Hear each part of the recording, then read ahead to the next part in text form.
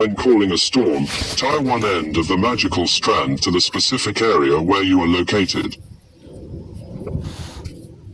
Imagine it growing roots and securing itself to the energetic field of the earth. We got live. Tie another strand to the part of your Yuan Shen that is connected to the Tao, and feels the Ling Shen, magical spirit in all things. Feed this second thread the visions of the storms, thunder, lightning, etc. Cast the third strand into the sky and allow it to seek out the storm as you speak the summoning command. This will cause it to pull the storm to your location. And rather unexpected. If the sorcerer is in need of summoning cold weather, he or she can anchor one end of the strand to the region he or she wants cooler, the second strand to his or her Taiji pole, and the third strand can be sent towards the heavenly north or Arctic north where the air is cooler.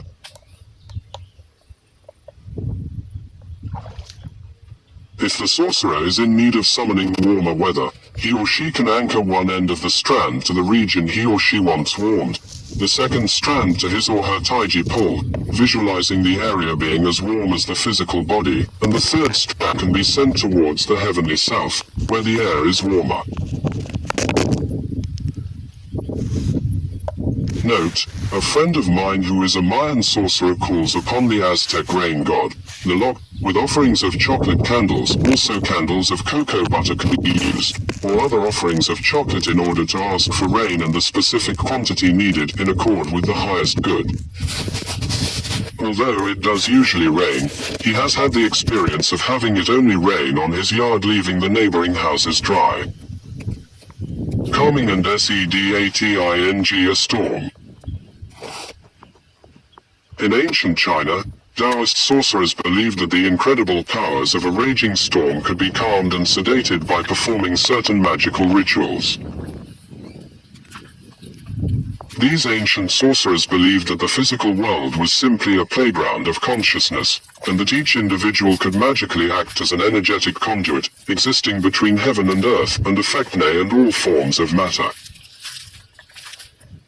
The sorcerer's imagination creates his or her inner verse through thoughts and intentions, and contains the esoteric realms of magical powers. The sorcerer's inner verse then creates actions within his or her outer verse, i.e., spirit and intention. The sorcerer's inner verse then creates actions within his or her outer verse, i.e., spirit and intention creates energy which manifests as matter. With this spiritual understanding, the sorcerer first imagines the raging storm as a large child,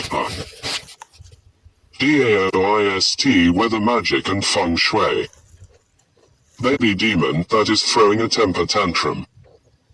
Within his or her mind, the sorcerer gives the child storm a name and personality. The sorcerer will then begins to gently calm the storm spirit using soothing words and gestures. Ritual for stopping a storm, number 1. The Taoist rain-stopping technique allows the sorcerer to intervene and stop a thunderstorm from bringing rain and lightning to a certain area. However, according to ancient Taoist teachings, a Taoist sorcerer